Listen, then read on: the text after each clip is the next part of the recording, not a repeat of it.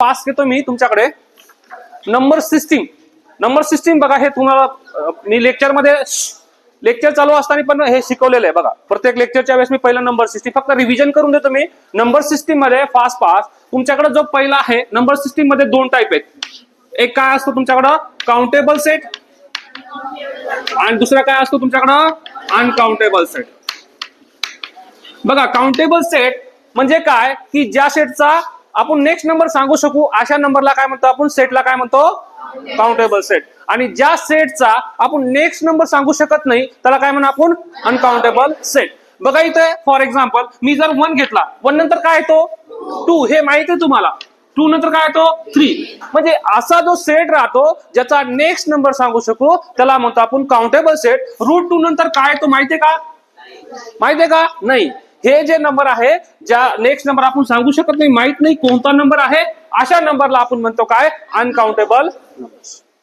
दोन टाइप आहेत आपल्याकडे, एक काउंटेबल आणि एक अनकाउंटेबल. काउंटेबल मध्ये आपण फायनाइट नंबरचं पण नेक्स्ट नंबर सांगू शकतो आणि इनफायनाइट नंबरचं पण नेक्स्ट नंबर सांगू शकतो. बघा याचे दोन टाइप आहेत. काय, एक तुमच्याकडे फायनाइट नंबरचं पण सांगू शकतो आपण आणि दुसरा आहे इनफायनाइट नंबरचं पण सांगू शकतो आपण.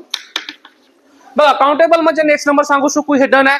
आणि त्याच्यामध्ये फायनाइट नंबर, बघा मी वर्गातले सगळ्या मुली मोजल्या, आता नंबरिंग दिलं मी 1 नंबर 2 नंबर 3 नंबर 4 नंबर, माहितीये मग किती येतं, असतील 50 किंवा 100 असतील मुली, पण माहितीये मला नंबरिंग देऊ शकतो मी.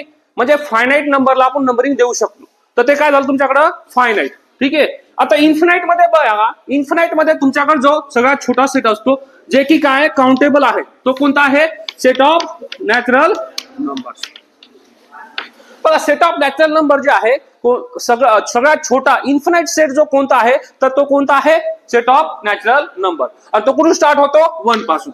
1 2 3 4 5 6 7 8 100 1 लाख 2 लाख 3 लाख 40 किती इन्फिनाइट. तर मी 3 डॉट देणार इथं इन्फिनाइट सेटला. किती डॉट देणार, 3 डॉट. तर आपण किती पण देतो तर ऍक्च्युअली 3 डॉट द्यावं लागतं. या 3 डॉटला म्हणतो आपण पहिल्याला अँड, दुसऱ्याला सो आणि याला ऑन. अँड सो ऑन जर म्हटलो तरच हा इन्फिनाइट सेट होतो. अदरवाईज 4 जरी डॉट दिले तरी आपण त्याला इन्फिनाइट सेट म्हणत नाही. हा झाला. ठीक आहे. आता त्याच्यानंतर बघा दुसरा आहे तुमच्याकडं सेट ऑफ नॅचरल नंबर मध्ये मी 0 ऍड केला. काय ऍड केला, 0. बघा हा सेट ऑफ नॅचरल नंबर आहे, फक्त ऍड करतो 0 आणि सेम 1 2 3 4 अँड सो ऑन. म्हणजे नॅचरल नंबर मध्ये मी 0 ऍड केला तर तो होतो होल नंबर्स. काय होतो, होल नंबर्स. त्याच्यानंतर आपण इंटिजर्स पाहणार आहेत. इंटिजर मध्ये जेवढे पॉझिटिव्ह नंबर आहेत तेवढेच काय असतो, negative numbers and so on. बघा नॅचरल नंबर 1 पासून स्टार्ट होतो, होल नंबर 0 पासून स्टार्ट होतं आणि इंटिजर जे आहे तुमच्याकडं 0 पासून पॉझिटिव्ह नंबर्स कडे म्हणजे कुठं प्लस इन्फिनिटी कडे आणि 0 पासून कुठं निगेटिव्ह इन्फिनिटी कडे. असे जे नंबर्स असतात त्याला म्हणतो आपण काय, इंटिजर्स म्हणतो. काय म्हणतो, इंटिजर्स. आणि दुसरं आहे तुमच्याकडे रॅशनल नंबर्स. बघा मागा दिसत नसेल, रॅशनलला म्हणतो आपण फ्रॅक्शन. कशामध्ये, फ्रॅक्शन मध्ये. बघा फ्रॅक्शन म्हणजे काय, तुमच्याकडे पी अपॉन क्यूच्या फॉर्म मध्ये जे नंबर राहतं आणि पी आणि क्यू कुठून घ्यायचे, मला इंटिजर्स मधून घ्यायचे, म्हणजे या इंटिजर्स मधून घ्यायचे, त्याला आपण फ्रॅक्शन म्हणतो. बघा इंटिजर 3/4 घेतला मी. काय घेतला, 3/4. तर हा फ्रॅक्शन मध्ये लिहू शकलो का, कारण हा 3 पण इंटिजर्स आहे आणि हा 4 पण काय आहे, इंटिजर्स आहे. मी -100 घेतला आणि +100 घेतला. दिस इज रॅशनल नंबर. हा रॅशनल आहे का, फ्रॅक्शन मध्ये लिहिला का मी त्याला. बघा जो नंबर मी फ्रॅक्शन मध्ये लिहू शकू त्याला काय म्हणतो आपण, रॅशनल नंबर्स म्हणतो. काय, रॅशनल नंबर्स. आता इथं बघा हा फ्रॅक्शन मध्ये लिहू शकलो का, हो की नाही, शिकवलेलं आहे. अरे कोणत्याही संख्येच्या खाली काय असतो, 1. याच्या खाली पण काय आहे, 1. मग हा पण इंटिजर आहे -100, हा पण इंटिजर आहे, हा 100 पण इंटिजर आहे, 1 पण इंटिजर आहे. तर this is a rational numbers. Rational मध्ये जो वरचा असतो तुमच्याकडे पी अपॉन क्यू जो घेणार आहे, हा वरचा जो पी असतो त्याला आपण न्यूमरेटर म्हणतो. काय म्हणतो, न्यूमरेटर. आणि खालच्याला काय म्हणतो, डिनॉमिनेटर. बघा डिनॉमिनेटर कधीही तुमच्याकडे नॉट इक्वल टू 0 पाहिजे. जर तो 0 झाला, कोणत्याही संख्येच्या खाली जर 0 आला, कोणत्याही संख्येच्या खाली जर 0 आला तर त्याची व्हॅल्यू येते इन्फिनिटी. काय येते, इन्फिनिटी. फ्रॅक्शन मध्ये जो तुमच्याकडे डिवाइड असेल, डिनोमिनेटर असेल, तो कधीही 0 नाही पाहिजे. तो जर 0 झाला तर तो व्हॅल्यू येत नाही. ओके. आपण कुठपर्यंत आलो आता, रॅशनल नंबर पर्यंत. ठीक आहे, बघा इथं काउंटेबल मध्ये तुमच्याकडे इन्फिनाइट आहे, इन्फिनाइट मधले 4 सेट झाले तुमच्याकडे. आता बघा हा √3/4 दिस इज अ फ्रॅक्शन. हा नंबर फ्रॅक्शन आहे का? तो रॅशनल नंबर आहे का? आहे का रॅशनल नंबर? बघा √3/4 घेतला मी, this is fraction number, rational number आहे का बरं? का नाहीये? बघा इथं आपलं काय हे आहे की न्यूमरेटर आणि डिनोमिनेटर काय पाहिजे? इंटिजर पाहिजे. हा √3 इंटिजर आहे का? नाही. √3 does not belongs to integers, म्हणून हे तुमच्याकडे कोण नाहीये? रॅशनल नाहीये. म्हणजे हा नंबर रॅशनल मध्ये नॉट बिलॉंग्स टू. येस, बघा हा झाला बिलॉंग्स टू म्हणजे काय की जो एलिमेंट आहे तो या सेट मध्ये, कोणताही सेट घेतला सपोज ए, याचा मिनिंग होतो की एक्स बिलॉंग्स टू ए, म्हणजे एक्स जो आहे तो कोणत्या नंबर कुठं आहे तो? एक्स बिलॉंग्स टू ए. याचा मिनिंग काय होतो की हा जो एक्स एलिमेंट आहे तो कोणत्या सेटचा आहे? ए चा. सपोज मी असं म्हटलो की Harshdeep belongs to class TY. Yes, बरोबर आहे का? कारण TY BSC एक क्लास आहे, दॅट सेट आहे आणि तो सेटचा काय आहे? एक मेंबर आहे. ठीक आहे, आता आपण पाहिलं काय इथं काउंटेबल सेट मध्ये फायनाइट आणि इन्फिनाइट. इथं कुणाला अडचण आहे का? आता नाही अडचण. बघा आता दुसरा आहे काउंटेबल अनकाउंटेबल मध्ये. अनकाउंटेबल म्हणजे काय की ज्या सेटचा आपण नेक्स्ट नंबर सांगू शकत नाही त्याला म्हणतो आपण अनकाउंटेबल सेट. अनकाउंटेबल मध्ये तुमच्याकडे पहिला आहे इरॅशनल नंबरचा सेट. काय तो? इरॅशनल नंबरचा सेट. ठीक आहे, इरॅशनल नंबर बघा ज्याचा नेक्स्ट नंबर सांगू शकत नाही आपण, याच्यामध्ये कोणते नंबर येतील तुमच्याकडे? √2, √3, √5, √9. √9 येईन का? राहीन नाही येणार. काय नाही येणार? कारण √9 = किती? 3 आणि 3 इज अ रॅशनल नंबर. मग this is a not a number. Pi येईल का? येस, पाय पण येईल का? पाय इज अ, आपण पायला लिहू शकतो का फ्रॅक्शन मध्ये? नाही लिहू शकत. बघा π/2 लिहिला. हा pi does not belongs to integers, म्हणून आपण याला काय करू शकत नाही? इरॅशनल नंबर आहे, हा रॅशनल नाही. बघा इरॅशनल नंतर तुमच्याकडे मेन येतो रिअल नंबर्स.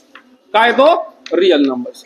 रिअल नंबर म्हणजे काय की काउंटेबल आणि अनकाउंटेबल म्हणजे जगातले सगळे नंबर जर घेतले, मी जगातले सगळे नंबर्स सेट घेतले, फक्त कॉम्प्लेक्स सोडून जगातला तुम्हाला विचारलं की सगळ्यात मोठा सेट सांगा, तर सांगायचं रिअल नंबर्स. कोणता आहे? Real number. कॉम्प्लेक्स आहे पण तो कशामध्ये आहे? 2D मध्ये, XY प्लेनवर. तर आपल्या सिंगल लाईन मध्ये तुमच्याकडे सगळ्यात मोठा जो आहे रिअल नंबर, जो की रॅशनल नंबर आणि इरॅशनलचा मिळून जो नंबर तयार होतो त्याला आपण काय म्हणतो? Real number. कोणताही नंबर का जगातला, मी आता नंबर घेतला एक काय की 1.0000800070005. किती मोठा नंबर आहे हा? मोठा नंबर आहे ना. तर हा एवढा जरी मोठा नंबर असला तरी तो काय आहे तुमच्याकडं? दिस इज अ रिअल नंबर. कोणताही घ्या तुम्ही, -0.200000 किती? पाकिस्तान पर्यंत 0, तरी पण काय घ्या, हा नंबर काय आहे तुमच्याकडं? दिस इज अ रिअल नंबर. मग जगातला आता कोणताही नंबर घेतला आम्ही तरी तो काय असेल? आता रिअल नंबर. हे झालं आपल्याकडे नंबर सिस्टीम. ठीक आहे, नंबर सिस्टीम. तुम्हाला नंबरची ओळख झाली असेल आता सगळ्यांना, माहितीये कोणते नंबर कधी आहे, फ्रॅक्शन आहे. आता आपण याच्यानंतर पाहूया ऍडिशन चे रूल्स. साइन. बऱ्याच जणांना साइन मध्येच प्रॉब्लेम येतो. बघा आपल्या कॅल्क्युलेशन मॅथमॅटिक्स मध्ये ज्यावेळेस सॉल्व्ह करतो त्यावेळेस कॅल्क्युलेशन खूप इम्पॉर्टंट आहे आणि कॅल्क्युलेशन मध्ये साइन खूप इम्पॉर्टंट आहे. म्हणजे प्लस मायनस मल्टिप्लिकेशन मध्ये आपण करतो बरोबर, पण साइन मध्ये मिस्टेक असल्यामुळे आपला आन्सर येत नाही. तर साइनचं कसं करायचं? बघा तुमच्याकडे प्लस, बघा पहिलं बेसिक पासून साइन सांगतो मी. आता तुमच्याकडे हा प्लस आहे, ओके, आणि आपण हा एक प्लस आहे आणि दुसरा प्लस. आता बघा इथं दोन संख्याचे आपल्याला ऍडिशन करायची आहे. काय करायची आहे? ऍडिशन. पण पहिली संख्या पण प्लस असेल आणि दुसरी संख्या पण प्लस. बघा हा तर आपल्याकडे रूल नुसार प्लस आहे. ठीक आहे, पहिली संख्या प्लस आहे, दुसरी संख्या प्लस आहे, तर आपण काय करणार? प्लस. म्हणजे जो त्याचा आन्सर येईल त्याचा काय येईल? तुमच्याकडे प्लस येईल. ठीक आहे, आता दुसरं घ्या, दोन्ही पण मायनस आहे, दोन्ही पण काय आहे? मायनस आहे. आपण त्याचं काय करणार? प्लस करणार, पण साइन काय देणार? इथं आपण प्लस करणार आणि इथं पण काय करणार? प्लस करणार, पण साइन काय देणार तुम्ही? मायनस. म्हणजे मोठ्या संख्येचं साइन देणार. याच्यामध्ये मोठी संख्या कोणती तरी असेलच. त्याचा साईन देणार आपण. आता इथे बघा एक प्लस आहे आणि एक मायनस आहे, तर आता इथे प्लस पण येऊ शकतं मायनस पण करतं. डिपेंड कशावर आहे? बिग नंबरवर. जी मोठी संख्या असेल त्याच्यावर डिपेंड आहे की तुमचं साईन जो आहे, यस तुमचं साईन प्लस येणार की मायनस येणार. पण आपल्याला करायचं काय? मायनसच करायचंय. आता याचे एक्झाम्पल घेतो मी एकदम बेसिक. 8+3 घेतला बघा, पहिली संख्या पण प्लस आहे, दुसरी संख्या पण प्लस आहे, तर दोघांची ऍडिशन केली किती येते? 11.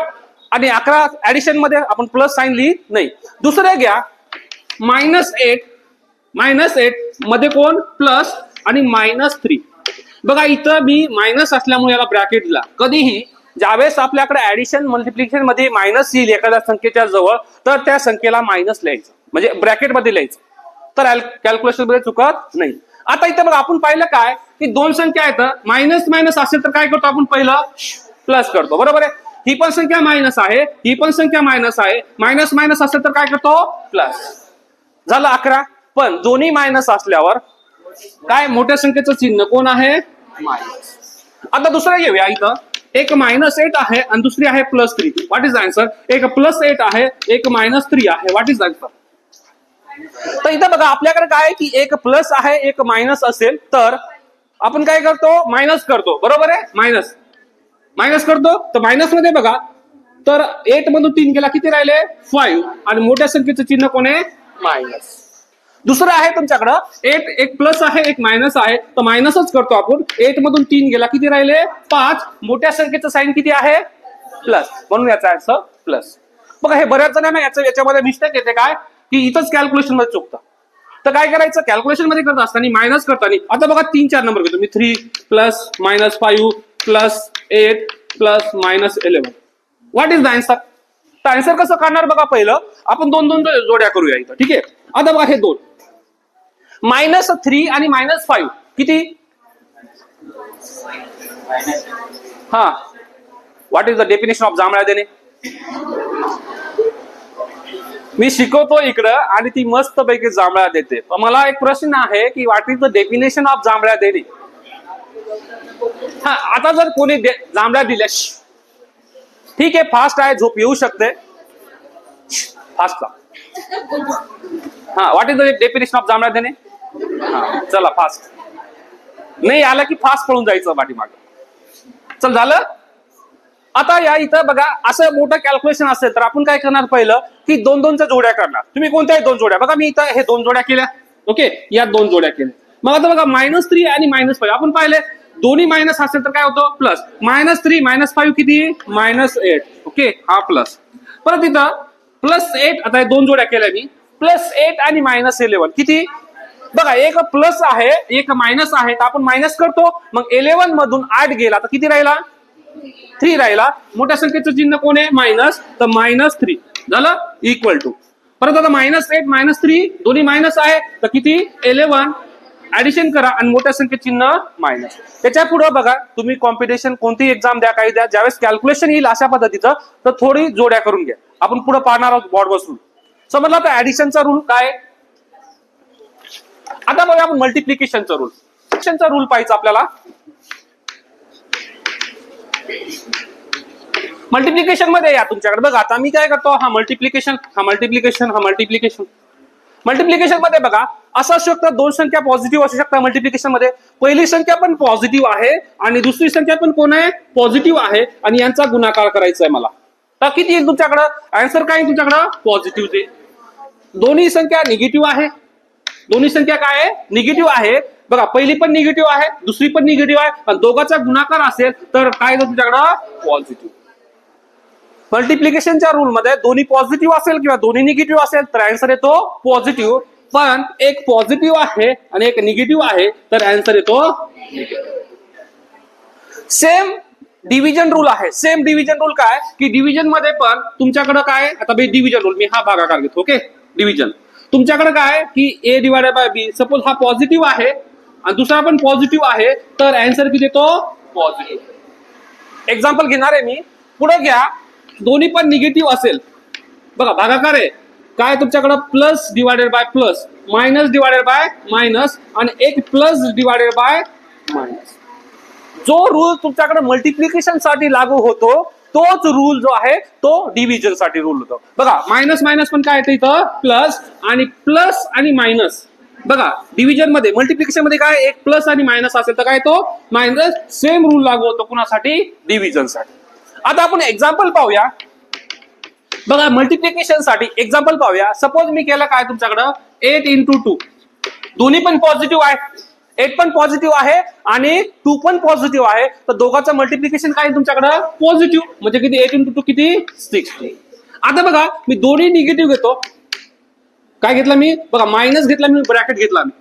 बघा -2 घ्यायचंय मला म्हणून मी काय घेतला ब्रॅकेट. कधी नंतर समोर काही अडचण नाही पण ज्यावेळेस नंतर येईल त्यावेळेस तुम्हाला मायनसच घ्यायचा आहे. बघा समोर मायनस होता तर मी नाही घेतला कारण समोर काही अडचण येत नाही. पण ज्यावेळेस मायनस आपण नेक्स्ट सेकंड टर्म नंतर घेतो त्यावेळेस मायनसला अडचण येते म्हणून त्याला आपण कधी ब्रॅकेट मध्ये घ्यायचं. मग घेतला ब्रॅकेट मध्ये तर बघा मायनस मायनस काय होतो प्लस 8 into 2 किती 60. आता या -8 into +2 -8 into एक मायनस आहे एक प्लस आहे आन्सर काय तुमच्याकडं मायनस किंवा 8 into -2 घ्या. बघा मी मायनस नंतर आल्यामुळे ब्रॅकेट मध्ये घेतला तर 8 into 2 एक प्लस आहे एक मायनस किती तुमच्याकडं -60. हा झाला तुमच्याकडं मल्टिप्लिकेशनचा रूल. सेम आपण डिव्हिजनचा वापरूया. बघा इथं किती 8/2 पहिला. बघा दोन्ही पण पॉझिटिव्ह आहे आन्सर किती तुमच्याकडं पॉझिटिव्ह. दोन्ही निगेटिव्ह आहे -2. बघा -8 घेतला -2 घेतला दोन्ही पण निगेटिव्ह आहे. दोन्ही निगेटिव्ह असेल तर आन्सर किती तुमच्याकडं. बघा याच्यामध्ये खूप मुलांना मिस्टेक होते की मायनस करावं की प्लस. तर आता दोन्ही पॉझिटिव्ह असेल किंवा दोन्ही निगेटिव्ह असेल मल्टिप्लिकेशन आणि डिव्हिजन मध्ये तर त्याचा आन्सर किती येतं पॉझिटिव्ह. आता आपला दुसरा रूल काय आहे की एक पॉझिटिव्ह असेल. बघा -8/2 घेतला एक पॉझिटिव्ह आहे एक निगेटिव्ह तर आन्सर काय तुमच्याकडं निगेटिव्ह. येस.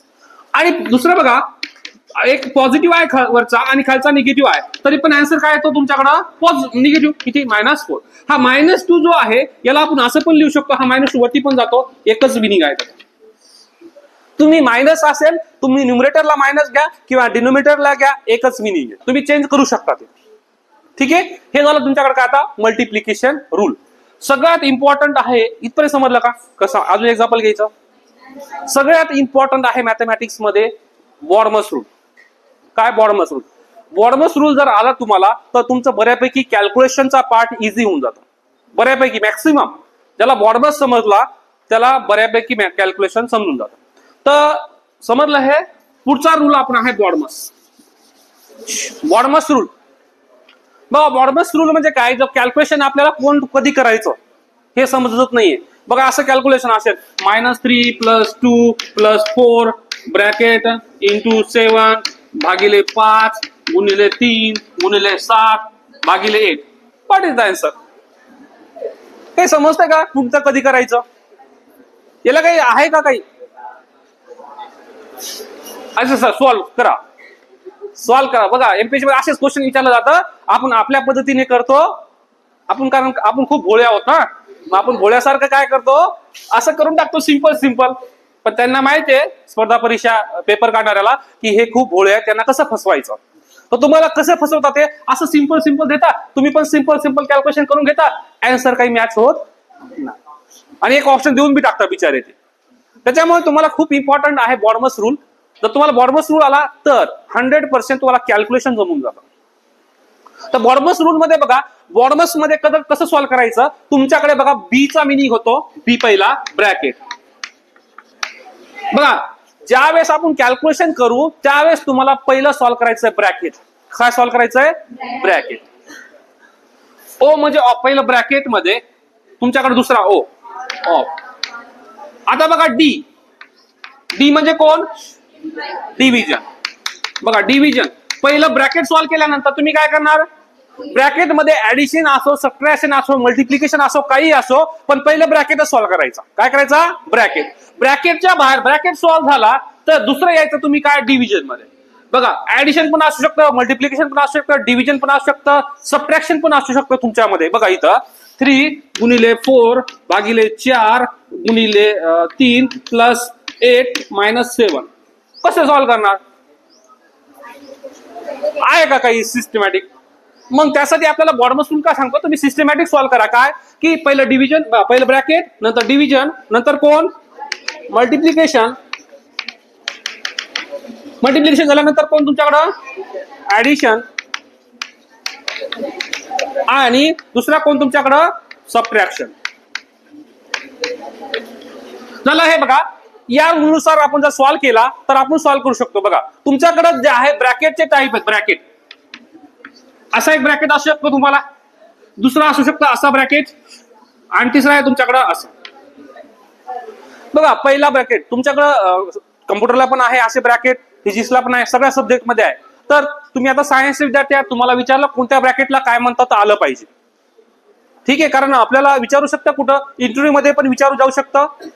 इकडे लक्ष द्या रे, चुळबुळ करू नका. ज्याला चुळबुळ करायचं ते बाहेर जाऊ शकता, कारण बाहेरच्या मुलांना जागा नाही, कारण बाहेर कोणीच नाही. ठीक आहे. आता बघा तुम्हाला विचारलं जाऊ शकतं इंटरव्ह्यू मध्ये की सिंपल गोष्ट विचारली जाते, काय हार्ड क्वेश्चन नसतं त्यांच्याकडे.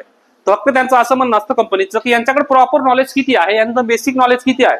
लय हाय लेवलचं नाही विचारत, असे क्वेश्चन नाही विचारत. आता माझी कंपनी 10 कोटीची आहे, पुढच्या वर्षी मला 20 कोटीचं करून दाखवा लगेच. असा क्वेश्चन विचारतील का?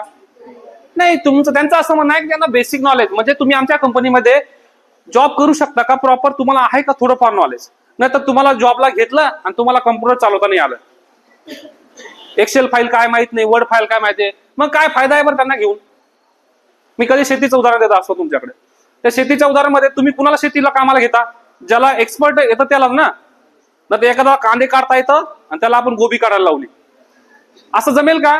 ज्याला जे नॉलेज आहे तेच कामाला लावतो ना आपण. तसंच आहे इथं पण, की ज्याला जसं नॉलेज, अशा गोष्टी तुम्हाला ज्यावेळेस इंटरव्ह्यू विचारलं त्यावेळेस आलं पाहिजे. म्हणून बघा इथं आपल्याकडे हा जो ब्रॅकेट असतो त्याला आपण सिंपल ब्रॅकेट म्हणतो. काय सिंपल ब्रॅकेट. बघा सिंपल ब्रॅकेट कोणी विचारलं तुम्हाला, आपला हा सिंपल आहे, आपण कधी पण वापरतो त्याला, दिस इज सिंपल. दुसरा आहे तुमच्याकडे कोणता, हा बघा कशामध्ये दिसतो तुम्हाला, स्क्वेअर मध्ये दिसतो, त्याला म्हणतो आपण काय स्क्वेअर ब्रॅकेट. आणि याला म्हणतो काय कर्ली ब्रॅकेट. उलट सुलट आहे तर त्याला कर्ली.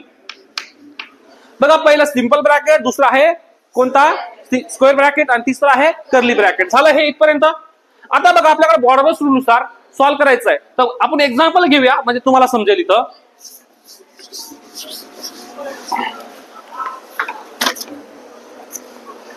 बघा एक एक्झाम्पल आहे, 6 + 8 - 3 + 2.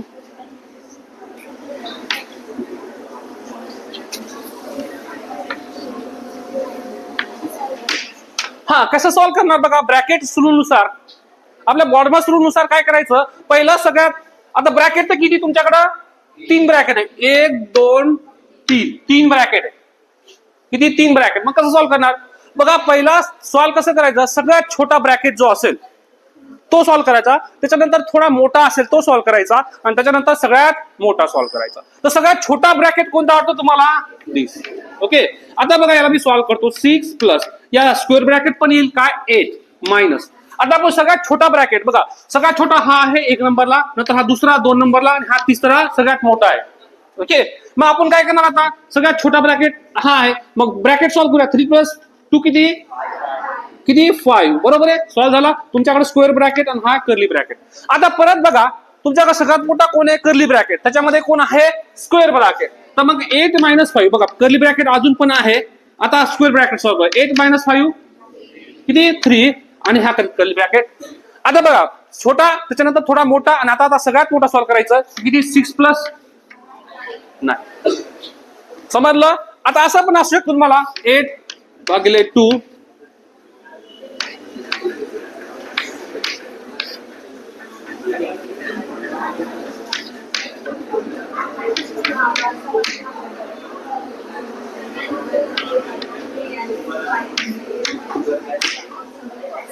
हा बघा याला सॉल्व्ह करा.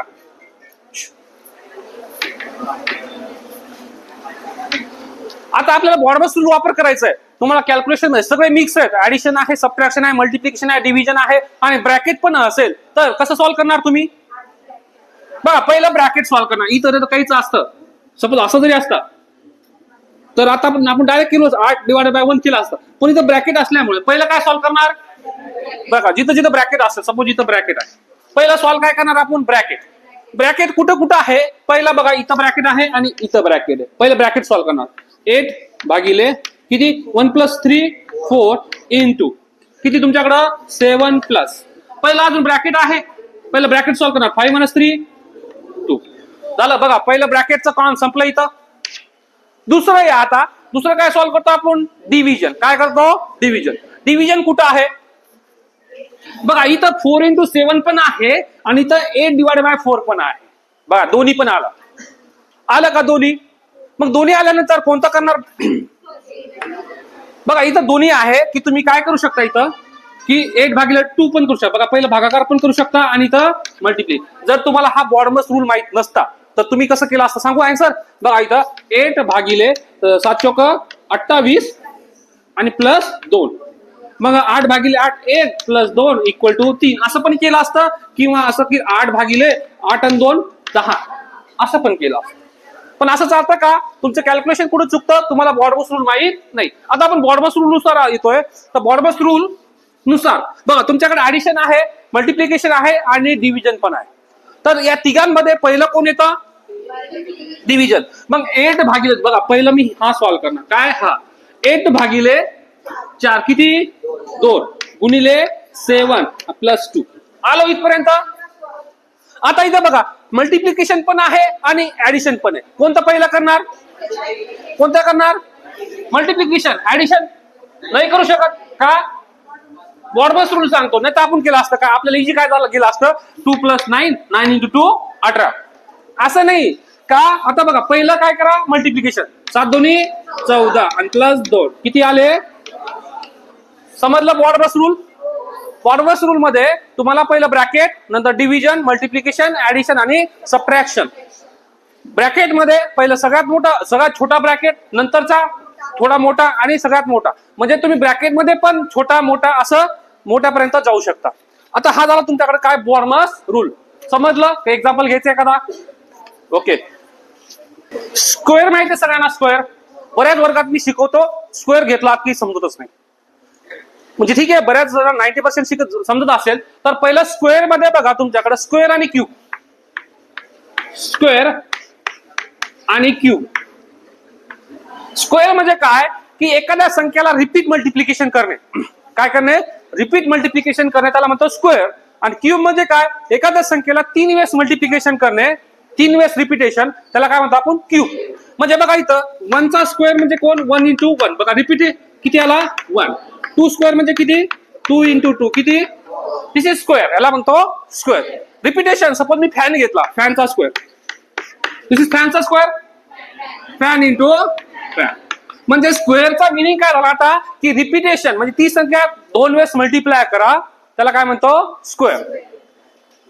सपोज एखाद्याकडे 1 कोटी रुपये आहे. किती रुपये आहे 1 कोटी, आणि त्याने दुसऱ्या वर्षी 2 कोटी केले, तर काय झालं त्याचं स्क्वेअर झालं.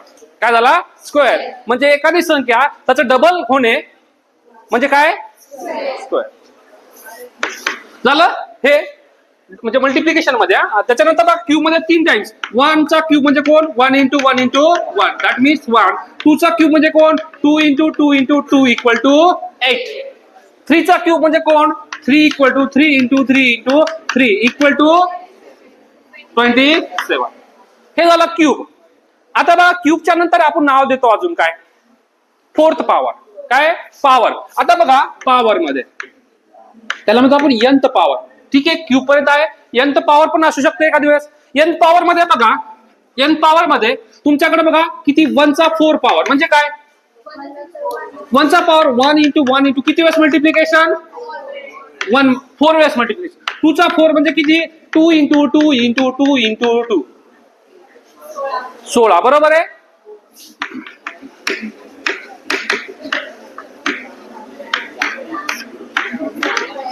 What is the answer. किती जांभळ्या देणे 1 वेळेस दिलं. ठीक आहे, 1 वेळेस दिलं. किती वेळेस 4 वेळेस दिलं. 4 किती, हा कोणी दिला असेल मला माहिती आहे, ते मी आता नाव नाही सांगत. क्लास संपल्यानंतर त्याचं नाव सांगणार आहे मी मोजले त्याने किती वेळेस जांभळ्या दिल्या. जांभळ्या रेस टू 4. समजलं. आता कोणी पुन्हा अजून पण दिल्या तर तो किती वेळ झाल्या 5, अजून दिल्या 7, 8, म्हणजे किती वेळेस आपण मल्टिप्लिकेशन करू शकतो जेवढ्या टाइम त्यांनी दिल्या तेवढ्या टाइम. ठीक आहे, हे झालं तुमच्याकडे काय आता square cube n power rate. कोणत्याही संख्येची तुमच्याकडे येतात बघा कधी कधी a raise to n. What is mean by a raise to n? A raise to n म्हणजे काय? आलं ए रेस टू एन, कुठे बी आलं. हा, एखादा रस्त्याने चाललाय तो ए रेस टू एन आहे. What is mean by a raise to n? तो रस्त्यावर चाललाय ना, त्याचा मिनिंग वेगळा असेल का? येस. बघा तो रस्त्यावर चाललाय आणि एक कॉलेजमध्ये आहे b raise to n. What is the answer of a raise to n? एक रस्त्यावरचा ए रेस टू एन आहे, एक कॉलेज मधला बी रेस टू एन आहे आणि एक मॅथच्या क्लास मधला सी रेस टू एन आहे. What is the answer? फरक पडेल का? तो रस्त्यावर आहे म्हणून त्याचा आन्सर वेगळा येईल का? नाही हो, तो रस्त्याने चाललाय त्याचं काही खरं नाही. तो कॉलेज मधला आहे तो आपल्या विषयाचा नाही, त्याचं बी काही खरं नाही. तो क्लासमध्ये आहे मग तो लय हुशार आहे. बघा ए रेस टू एन म्हणजे किती? A into a into a. किती वेळेस ए? किती? N times. तुम्ही ए ला किती वेळेस मल्टिप्लाय करू शकता? N times. म्हणजे काय की सपोज मी 5 रेस टू 8 घेतला तसंच आहे ते किती time? 5 into 5 into up to 5 किती टाइम्स? 8 times multiply. याला म्हणतो आपण काय? स्क्वेअर क्यूब आणि एन पॉवर. समजलं इथपर्यंत? कोणत्याही संख्येची पॉवर आली कुठे बी आली तर पॉवरचा मिनिंग होतो की ती त्या टाइम पर्यंत मल्टिप्लिकेशन आहे. समजलं? आता आपण पुढचा पॉइंट आहे आपल्याकडे काय? Fraction rule. फ्रॅक्शन रूल मध्ये बघा फ्रॅक्शन रूल काय असतो? फ्रॅक्शन रूल म्हणजे बघा पहिला फ्रॅक्शन मध्ये ए अपॉन बी प्लस सी अपॉन डी. बघा फ्रॅक्शन मध्ये दोन संख्या फ्रॅक्शन मध्ये आहे आणि त्यांची मी ऍडिशन करतोय. दुसरं आहे की दोन संख्या तुमच्याकडे फ्रॅक्शन मध्ये आहे, बघा A upon B this is fraction मध्ये आणि त्याचं मी सबट्रॅक्शन करतोय. बरोबर आहे? तिसरं आहे तुमच्याकडं दोन संख्या आहेत आणि मी त्यांचं काय करतोय? मल्टिप्लिकेशन करतोय. चौथी संख्या आहे दोन फ्रॅक्शन मध्ये आहे आणि त्यांचं काय करतोय? मी डिव्हिजन करतोय. असे जे नंबर्स राहतात त्याला आपण फ्रॅक्शन म्हणतो. फ्रॅक्शनची ऍडिशन सबट्रॅक्शन मल्टिप्लिकेशन कसं करायचं बघा. तुम्हाला एक्झाम्पल सेट सांगतो की फ्रॅक्शन मध्ये काय करणार आपण? पहिलं क्रॉस मल्टिप्लिकेशन. बघा याच्या अगोदर फ्रॅक्शन मध्ये फ्रॅक्शन आहे, दोन्ही टाईपचं फ्रॅक्शन असू शकतं. बघा इथं अजून एक फ्रॅक्शन असू शकतं काय तुमच्याकडे? ए प्लस बी अपॉन सी. एक फ्रॅक्शन मध्ये आहे पण दुसरा फ्रॅक्शन मध्ये आहे का? बघा खरं बोललो. आता दोन टाईपचे फ्रॅक्शन ऍडिशन असू शकतात. बघा प्रॉब्लेम कुठे येतो तुम्हाला की फ्रॅक्शन ऍडिशन मध्ये दोन्ही फ्रॅक्शन असेल तर ठीक आहे, दोन्ही फ्रॅक्शन असेल तर आपण काय करतो दिस, पण एक फ्रॅक्शन आहे आणि एक नंबर आहे. बघा तुमच्याकडे कॅल्क्युलेशन फर्स्ट इयरला पण आला असेल, सेकंड इयरला, थर्ड इयरला तुम्हाला पुढे पण येईल काय? दोन्ही फ्रॅक्शन नंबर. बघा इथं दोन्ही फ्रॅक्शन आहे पण इथं मी असं घेणार आहे की एक फ्रॅक्शन घेणार आहे आणि दुसरा घेणार आहे, सॉरी एक नंबर घेणार आहे दुसरा फ्रॅक्शन घेणार आहे. परत काय तुमच्याकडे एक फ्रॅक्शन घेणार आहे आणि एक नंबर घेणार आहे, दुसरा एक फ्रॅक्शन घेणार आहे, सॉरी एक नंबर घेणार आहे आणि एक काय घेणार आहे? मी फ्रॅक्शन. तुमच्या बुकमध्ये हा फॉर्म्युला कुठंच नाहीये तर आपण बनवून घेऊया. बघा नसलं तरी काय की तो फॉर्म्युला नाही देत, आपण बनवून घेऊया. आता इथं या तुमच्याकडे फ्रॅक्शनची ऍडिशन कशी करायची बघा. पहिला क्रॉस मल्टिप्लिकेशन करणार. काय करणार? Cross. A into b, sorry d a into d. मध्ये जर प्लस असेल तर प्लस घ्यायचं, मध्ये प्लस असेल तर प्लस घ्यायचं. बघा इथं दुसरा क्रॉसिंग किती? बी इंटू सी आणि डिवायडेड बाय. मग या दोघाचा गुणाकार खालच्या किती? बी इंटू डी झालं. सेम सबट्रॅक्शन मध्ये पण सेम आहे. काय? पहिलं क्रॉसिंग करा, दिस इंटू दिस किती? A into d. बघा इथं मायनस असेल तर मायनस, प्लस असेल तर प्लस, तर किती तुमच्याकडं? C into d. बघा दुसरं क्रॉसिंग अपॉन कोण? B into d. तिसरं आहे तुमच्याकडे मल्टिप्लिकेशन. बघा मल्टिप्लिकेशन मध्ये फ्रॅक्शन करताना बरेच जण मिस्टेक करतात. काहीच करायचं नाही. तुमच्याकडे न्यूमरेटरचं मल्टिप्लिकेशन करायचं, डिनोमिनेटर काय? ए इंटू सी अपॉन बी इंटू. बघा काय केलं मी? ज्यावेळेस तुमच्याकडे फ्रॅक्शनचं मल्टिप्लिकेशन असेल, न्यूमरेटर किती पण असो, न्यूमरेटरची मल्टिप्लिकेशन करायचं आणि डिनोमिनेटरचं मल्टिप्लिकेशन करायचं. आणि डिव्हिजन मध्ये बघा आता डिव्हिजन मध्ये कसं करणार आपण की जो ए आहे बघा डिव्हिजन हा लई मोठा झाला का? डिव्हिजन मध्ये या ए अपॉन बी आहे आणि तुम्हाला काय? सी अपॉन डी आहे. सगळ्यात बघा ए सगळ्यात जो खालचा असेल तो सगळ्यात वरती जातो आणि मध्ये मध्ये कोण आहे? बी आणि सी. बी इंटू सी. म्हणजे हे कसं आलं बघा इथं ए अपॉन बी आहे आणि सी अपॉन डी. तुमच्याकडे मेन कोण आहे डिव्हिजन वाला? हा जो डी आहे तो सगळ्यात वरती जातो आणि हा सी जो आहे मिडल मध्ये येतो. म्हणजे तेच केलं म्हणजे काय, हा डी जो आहे तो वरती गेला सगळ्यात, म्हणजे बरोबर ए इंटू डी झाला, आणि मिडल मध्ये कोण, बी इंटू सी. हे झालं तुमच्याकडं फ्रॅक्शन. आता आपण याचं एक्झाम्पल घेऊया. बघा एक्झाम्पल घेतलं मी 1/3 plus 2/5. What is the answer? What is the answer? बघा इथं क्रॉस मल्टिप्लिकेशन 5 इंटू 1 किती 5, आणि 3 इंटू 2 किती 6 अपॉन 3 इंटू 5 किती 15. किती येतो आन्सर तुम्हाला? 5 प्लस 6 11/5 झालं. हाच एक्झाम्पल घ्या आता सबट्रॅक्शनचा 1/3 मायनस 2/5. बघा सेम ऍडिशनच्या जागी काय आला आता मल्टिप्लिकेशन, आणि सेम क्रॉस मल्टिप्लिकेशन करा. किती 5 इंटू 1 5, नंतर 3 इंटू 2 6/50. 3 इंटू 5 50. किती येईल आन्सर? बघा 5 मायनस 6. आता आपण शिकलोय 1 प्लस 1 मायनस आहे, तर काय करतो आपण सबट्रॅक्शन. 6 मधून 5 गेले किती राहिला 1, आणि मोठ्या संख्येचं साइन काय आहे मायनस, म्हणून -/. या रूलचं तोच एक्झाम्पल घेऊया 1/3 इंटू 2/5. बघा मल्टिप्लिकेशन मध्ये काय करणार आहे आपण, की न्यूमरेटरचं मल्टिप्लिकेशन करणार आणि डिनोमिनेटरचं करणार. तर 1 इंटू 2 किती 2, आणि 3 इंटू 5 झालं. आता डिव्हिजन मध्ये या हाच रूल 1/3 भागिले किती 2/5. आता बघा याचा मिनिंग असा होतो दुसरा काय, 1/3 डिवायडेड बाय कोण तुमच्याकडे 2/5. हा 5 जो आहे तो सगळ्यात वरती जातो, आणि हा 2 जो आहे मिडल मध्ये राहतो. मग काय नाही सर इथं 1 इंटू किती 5 अपॉन 2 इंटू 3. तर 1 इंटू 5 अपॉन 2 इंटू 3 6. आलं हे सगळं. बघा ऍडिशनचं आपण फ्रॅक्शन बघितलं, मल्टिप्लिकेशनचं बघितलं, डिव्हिजनचं बघितलं, आणि सबट्रॅक्शनचं बघितलं. हे अशा पद्धतीने आपण फ्रॅक्शनचं कॅल्क्युलेशन करू शकतो. त्याच्या पुढे आलं बघा, आता फ्रॅक्शन मध्ये कधी कधी काय होतं की एक नंबर येतो आणि दुसरा फ्रॅक्शन येतो. मग त्यावेळेस कसं करायचं? मग बघा इथं या दिसतं इथं a plus b by c. एक नंबर आहे आणि एक कोण आहे फ्रॅक्शन आहे. मग त्यावेळेस काय करायचं आपल्याला, हा जो सी आहे ते म्हणजे 1च असतो. आपण काय पकडायचं 1. झालं का आता फ्रॅक्शन हा? बघा काही नव्हता म्हणजे काय होता इथं 1. आता झालं फ्रॅक्शन, करा मल्टिप्लिकेशन. बी ए इंटू सी ए सी प्लस या 1 ने मल्टिप्लाय करा, काही फरक पडतो का बी अपॉन कोण सी. एक्झाम्पल बघा तुमच्याकडे एक्झाम्पल घेतो मी 2 plus 3/5. What is the answer? बघा काही नाही म्हणजे किती असतो 1, ते घ्यायचं नाही. 5 इंटू 2 10 प्लस 1 इंटू 3 अपॉन कोण 5, म्हणजे किती तुमच्याकडं 13/5. म्हणजे जरी एक नंबर असला फ्रॅक्शन मध्ये नसला तर त्याच्या खाली आपण 1 घेऊन फ्रॅक्शन बनवू शकतो. फ्रॅक्शन नाही बनवायचं डायरेक्ट पण कॅल्क्युलेशन करू शकतो. बघा इथं कसं, सपोज तुमच्याकडे काय आहे 2 मायनस 3/5. डायरेक्ट करा. सपोज तुम्हाला 1 नाही घ्यायचं तर काय करा, 5 ने 2 ला मल्टिप्लाय करा, की झालं 10 मध्ये कोण आहे -3 अपॉन कोण 5. तर काय तुमच्याकडं 10 - 3 7/5. दुसरं आहे काय तुमच्याकडे बघा इथं हा रूल ए एक फ्रॅक्शन मध्ये आहे आणि दुसरा फ्रॅक्शन मध्ये नाहीये. एक फ्रॅक्शन मध्ये कोण B upon C is a fraction आणि A is not a fraction. आहे का फ्रॅक्शन मध्ये? फ्रॅक्शन मध्ये दिसत नसला तरी तो असतो. मग बघा ए इंटू बी घ्या. बघा वरच्या मल्टिप्लिकेशन किती ए इंटू बी आणि 1 इंटू सी. मग आता गुणाकार करा. 2 इंटू तुमच्याकडे 3/5 आलं तर काय करणार तुम्ही? याच्या खाली काही तुमचे 1 आहे. 2 इंटू 3 6 आणि 1 इंटू 5 5.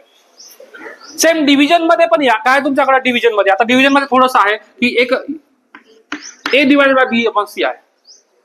काय ए डिवायडेड बघा इथं आपण याला असं लिहू शकतो ए डिवायडेड बाय 1. काही नाही म्हणजे कोण आहे 1 तर असतो फिक्स, आणि मोठा डिवायडेड घेतला आपण काय तुमच्याकडं बी अपॉन सी. बघा आन्सर काढायचंय मला आता ए अपॉन 1 बी अपॉन सी. तर आपला रूल काय सांगतो की जो सगळ्यात खाली असेल तो कुठे पाठवा, सगळ्यात वरती, आणि मिडल मध्ये. मग काय सगळ्यात वरती पाठवला ए इंटू काय झाला हा C upon B into 1.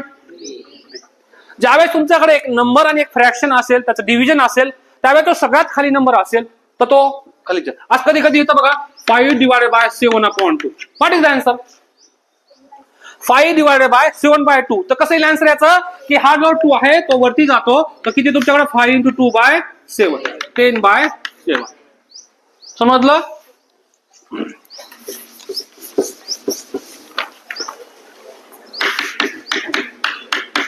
What is the answer? -10 into 7/2.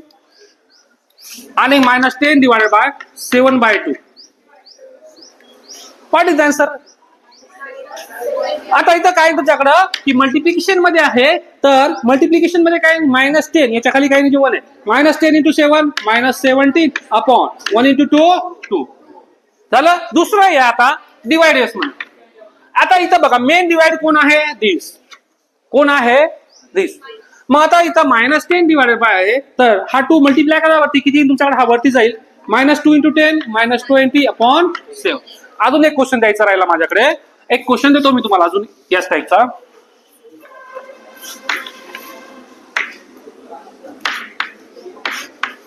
हा आता फ्रॅक्शन वरती आहे आणि डिवाइडला नंबर आहे, तर कसं करणार?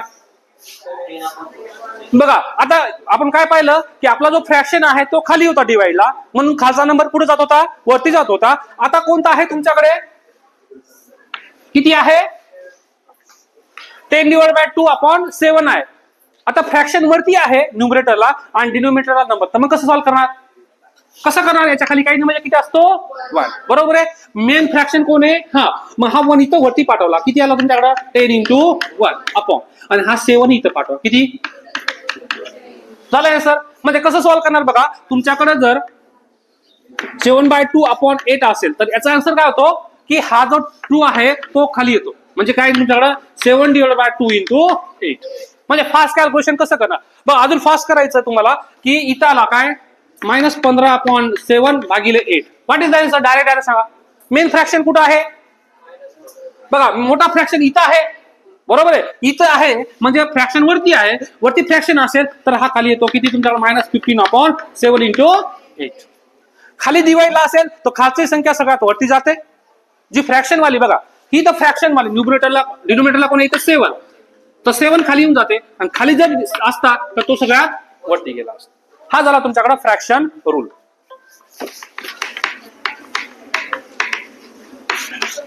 एक्सपोनेन्शियल मध्ये काय तुमच्याकडे? एक्सपोनेन्शियल मध्ये पॉवर बघा. पॉवरची ऍडिशन सबट्रॅक्शन कशी करायची त्याला एक्सपोनेन्शियल म्हणतो. म्हणजे बघा दोन संख्या तुमच्याकडे a⁻m, एक संख्या काय a⁻m आणि दुसरी संख्या आहे तुमच्याकडे सेम a⁻n. अशी संख्या असेल तर आपण त्याला सॉल्व्ह कसं करतो? कसं सॉल्व्ह करतो बघा. a⁻m बघा दोघांचा बेस, याला आपण बेस म्हणतो, आणि हा पॉवर काय आले? पॉवर. बघा दोन संख्याचा बेस सेम आहे पण पॉवर वेगवेगळी असेल तर आपण पॉवरची काय करतो? मल्टिप्लिकेशन मध्ये काय करतो? पॉवरची ऍडिशन करतो. बघा इथं आलं तुमच्याकडे 2⁻³ × 2⁻4. What is the answer? दोन्ही बेस आहे, सेम आहे. पॉवरची काय होईल तुमच्याकडे? 2⁻7. दुसरं या a⁻m अपॉन a⁻n. किती इथं धनु भंडारे सर असतील त्यांना बोलून घे पाहिजे. हा फक्त आवाज दे खाली. हा a⁻m या इथं a⁻m बघा डिवायडेशन मध्ये असेल तर काय तुमच्याकडे a⁻m -n. इथं बघा 2⁻3 आहे अपॉन 2⁻4 आहे. आवाज नका करू 2 मिनिटं. 2⁻3 आहे 2⁻4 आहे तर किती येईल तुमच्याकडे? हायस्ट 2⁻3 मायनस किती? 4. तर 2⁻3 - 4 किती? 1 -1. हे झालं फ्रॅक्शन. अजून असू शकतं काय a⁻m आहे आणि याचीच पॉवर किती आहे? n. त्याला कसं सॉल्व्ह करू शकतो आपण? a⁻m × n. फॉर एक्झाम्पल बघा 2⁻2 आहे आणि त्याची पॉवर किती आहे? 3 आहे. बघा 2⁻2 आहे आणि त्याचीच परत पॉवर काय? 3. त्याला आपण असं लिहू शकतो काय? 2⁻2 × 3 किती? 2⁻6. कोणत्याही संख्येच्या बघा आता हे झालं पॉवर मध्ये. बघा कोणत्याही संख्येची पॉवर जर 0 असेल वरती, कोणत्याही संख्येच्या पॉवरला जर 0 असेल तर त्याचा आन्सर किती येतो? 1. कोणती संख्या असो जगातली, कोणताही नंबर असो, काही असो, तरी पण पॉवर 0 असेल तर आन्सर किती येतो? हा तुझी पॉवर 0 केली तर किती येतो आन्सर? हा 1. कसं? हा सर लेक्चर चालू बोला.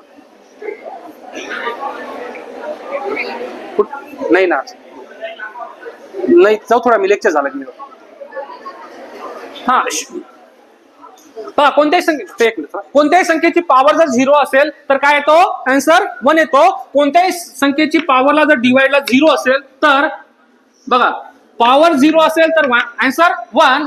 कोणत्याही संख्येला 0 ने मल्टिप्लाय केलं तर 0. कोणत्याही संख्येला 0 ने डिवाइड केला तर 0 ने डिवाइड केला तर इन्फिनिटी. आणि कोणत्याही संख्येला इन्फिनिटी डिवाइड केला तर 0. बघा हे रूल्स आहेत. काय? कोणत्याही संख्येची पॉवर जर 0 केली तर 1 आन्सर. कोणत्याही संख्येला जर 0 ने मल्टिप्लाय केलं तर 0 आन्सर. कोणत्याही संख्येला 0 ने डिवाइड केला तर इन्फिनिटी आन्सर. कोणत्याही संख्येला इन्फिनिटी डिवाइड केला तर 0 आन्सर. कोणत्याही संख्येची पॉवर जर प्लस इन्फिनिटी असेल तर आन्सर इन्फिनिटी. कोणत्याही संख्येची पॉवर मायनस इन्फिनिटी असेल तर आन्सर. याच्या पुढे हे जर आलं कुठं तर डायरेक्ट हे आन्सर लिहायचं. ठीक आहे.